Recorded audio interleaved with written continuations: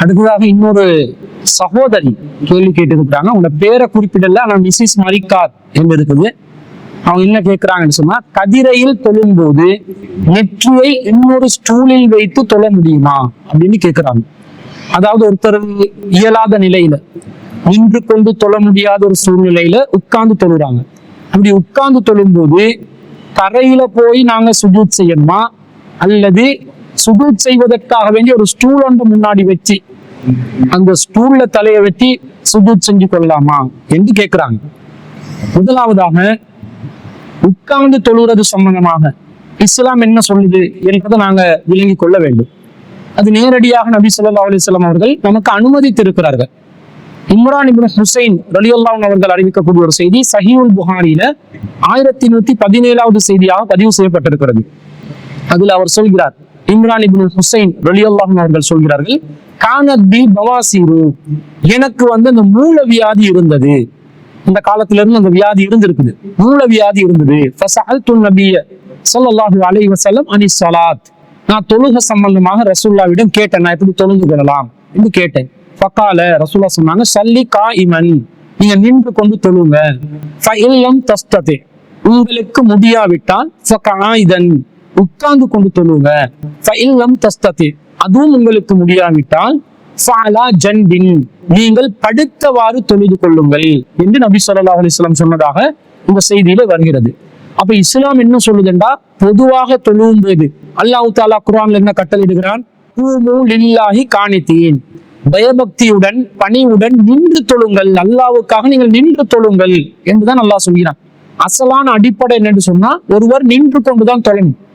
அதே நேரத்துல இந்த செய்தியில மூல வியாதி என்று சொன்ன நபி தோழருக்கு கூட ரசூலுல்லாஹ் முதலாவதா என்ன சொல்றாங்கடா, சல்லி காயிமன், நின்று கொண்டு தொழுங்கன்னு தான் சொல்றாங்க. ஆனா முடியாவிட்டால் ஃபஇல்லம் தஸ்ததி ஃபகாயிதன், முடியாட்டி நீங்க உட்கார்ந்து தொழுங்க. ஃபஇல்லம் தஸ்ததி, உட்கார்ந்தும் தொழ முடியாட்டி ஃபஅலா ஜன்பின், படுத்தவாறு கூட நீங்க தொழுது கொள்ளுங்கள் என்று சொல்றாங்க. அப்ப நின்று கொண்டு தொழுவதுதான் அசலான அடிப்படை. அது முடியாத ஒரு சூழ்நிலை வரும் என்றால் ஒருவருக்கு உட்கார்ந்து கொண்டு தொழலாம். உட்கார்ந்து கொண்டும் தொழுவதற்கு முடியாத ஒரு சூழ்நிலை உருவாகும் என்றால் படுத்த நிலையிலும் தொழலாம். அப்ப நின்று கொண்டு தொழும் போது நாங்க எப்படி அசைவுகள், அங்க அவயவங்களை அசைக்கணுமோ, தொழுகையில உள்ள ஒவ்வொரு நிலையிலும் நாங்க எப்படி தொழணுமோ அந்த நிலைப்பாடு நின்று கொண்டு தொழும் போது வரும். அது உட்கார்ந்து தொழும் போது வித்தியாசமா மாறும். அதே நேரத்துல படுத்து தொழும் போது இன்னும் வித்தியாசமா மாறும்.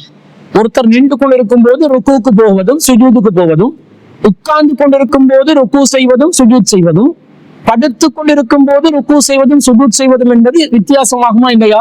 வித்தியாசமாகும். இதுல இருந்து நாங்க என்ன விளங்கி கொள்றோம் என்றா, ஒருத்தர் இயலாத சூழ்நிலை, உடம்புக்கு தாக்கு பிடிக்க முடியாது, நின்று தொழ முடியாது, உட்கார்ந்து தொழ முடியாத ஒரு சூழ்நிலை வரும் என்றால் அடுத்து தொழுற அளவுக்கு கூட நாங்க போகலாம் என்றா, அந்த தொழுகையில் அசலான அசைவுகள், நிலைகள் மாற்றம் அடையக்கூடிய நிலையில் கூட நமக்கு தொழலாம் என்பது இந்த செய்தியில இருந்து நமக்கு விளங்குது. இந்த அல்லாஹ்வும் குர்ஆன்ல அதுதான் நமக்கு கட்டளை இடுகிறான். 2வது அத்தியாயத்துல 286வது வசனத்துல அல்லாஹ் ஒரு சட்டத்தை போடுவான்.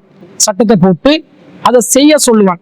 செய்ய முடியலையா, லா யுகல்லிஃபுல்லாஹு நஃப்ஸன் இல்லா உஸ்ஸாஹா, எந்த ஒரு ஆத்மாவும் அதற்கு சக்திக்கு மீறி அல்லாஹ் சிரமப்படுத்த மாட்டான். சக்திக்கு மீறின ஒரு சிரமம் ஒரு ஆத்மாவுக்கு இல்லை. முடியமான அளவுக்கு நாங்க செய்யணும்.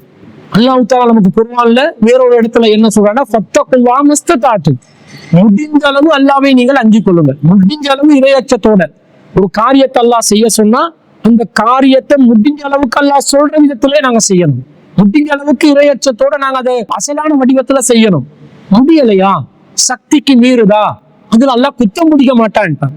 அப்ப எது அல்லாஹ் குத்தம் பிடிக்க மாட்டானோ அதுல நாங்க மெனக்கெட்டு சில காரியங்களை செய்யும் பொழுது அசலான வடிவத்திலே தான் செய்யணும் என்று எதிர்பார்க்க கூடாது. அதுவும் தரையில தான் உட்காரணும் சில பேர் சொல்லுவாங்க. தரையில் உட்கார்ந்து தொழணும், கதிரையில உட்கார்ந்து தொழக்கூடாது. அதுக்கு காரணம் என்ன, சுஜூத் செய்யும் போது தரையில உங்களை நெத்தி படணும் என்ற மாதிரி சொல்லுவாங்க. அப்படி எந்த ஒரு செய்தியும் வரல. பொதுவா சுஜூதுக்குரிய அடிப்படையான அசல்ல 7 உறுப்புகள் தரையில படணும். ஆனா முடியாத நிலைக்கு அல்லாஹ் தஆலா அதுல குத்தம் பிடிக்க மாட்டான். அதான் நாங்க இந்த குர்ஆன் வசனங்கள்ல இருந்து விளங்குறோம். அப்ப தரையில நாங்க தலையை வச்சுதான் சுஜூத் செய்யணும் என்று ஒருவர் எதிர்பார்க்கிறதா இருந்தா, படுத்துக்கொண்டு தொழக்கூடியவர் எப்படி அதை செய்யலாம்? ருக்கு செய்யும் போது ஒரு அசலான வடிவம் ஒன்று இருந்துச்சு, அதை படுத்துக்கொண்டு தொழுபவர் எப்படி செய்யலாம்? செய்ய முடியாது. அதனால உட்கார்ந்து தொழுவது கூட தரையில உட்கார்ந்துதான் தொழணும் என்று சில பேர் சொல்வதும் ஏற்புடைய ஒரு கருத்தாக இல்லை. உட்கார்ந்து தொழ சொன்னாங்க, அது தரையிலையோ அல்லது கதிரையிலையோ எந்த இடத்துலயோ உட்கார்ந்து தொழலாம். நிற்க முடியாத நிலையில உட்கார்ந்து தொழுவதுதான் அது குறிக்குது. எனவே உட்கார்ந்து தொழும் போது நாங்க ஒரு கதிரையில உட்கார்ந்து தொழுறோம், இப்ப தரையில போய் சுஜூத் செஞ்சுதான் நாங்க வரணுமா என்று கேட்டா, அதுக்கு சில பேர் சொல்றாங்க கதிரையில கூட நீங்க உட்கார்ந்து தொழலாம், ஆனா சுஜூத் செய்யும் போது தரையில சுஜூத் செஞ்சு திரும்ப வந்து கதிரையில உட்காருங்கன்றாங்க. அப்படியெல்லாம் மார்க்கம் சொல்லல. இது ஒரு சலுகையாக வழங்கப்பட்ட ஒரு விஷயம். எது நமக்கு சலுகையாக வழங்கப்படுகிறதோ, சலுகையாக வழங்கப்பட்ட உள்ள மீண்டும் அந்த ஏற்கனவே உள்ள கஷ்டத்தை செய்ய சொல்லி அல்லாஹ் தஆலா நமக்கு விதிப்பானா? அதை திணிப்பானா? திணிக்க மாட்டான். ஏன்னா முடியாவிட்டால் உட்காருங்கன்றாங்க. ஏற்கனவே நிற்க முடியாது உட்கார்ந்து தொழுறோம், உட்கார முடியாது படுத்து தொழுறோம் என்றா திரும்ப ஏற்கனவே அந்த தொழுகையில் உள்ள எல்லா அசலியத்தையும் பின்பற்றியே ஆகணும் என்று சொல்லி ஒருவர் நிர்பந்திக்கலாமா? சலுகையை பயன்படுத்துறோம் முடியாத சூழ்நிலையில, செய்ய இயலாத சூழ்நிலையில. எப்ப இயலாத சூழ்நிலையில ஒன்றை செய்கிறோமோ அப்போது அந்த ஆரம்பத்துல இருக்கக்கூடிய அந்த அசலான அடிப்படைக்கு மாற்றங்கள் நிகழத்தான் செய்யும். அப்ப உட்கார்ந்து தொழலாம் என்று நமக்கு அனுமதி கிடைச்சிருச்சு நம்முடைய பலவீனத்தை பொறுத்து என்று சொன்னால், அந்த நேரத்துல நாங்க சுஜூத் செய்வதற்கு எந்த அளவுக்கு சுஜூத் செய்வதற்கு குனிய முடியுமோ அந்த அளவுக்கு குனிந்து கொண்டால் போதும்.